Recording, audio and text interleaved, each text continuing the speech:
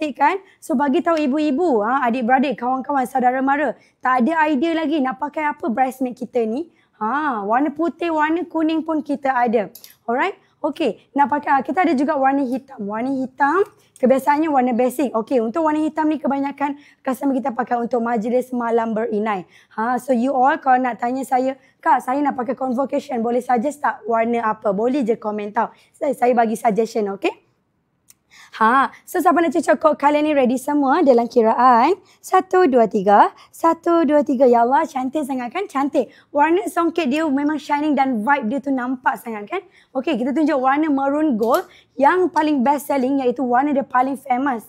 Warna dia memang naik. Untuk warna maroon memang cantik, doa korang. Nampak tak sayang? Cantik kan warna dia? Warna dia macam akan berjendi tapi memang lawa untuk maroon gelap. Kalau awak nak pakai untuk majlis malam berinai pun saya highly recommended juga. Alright, siapa nak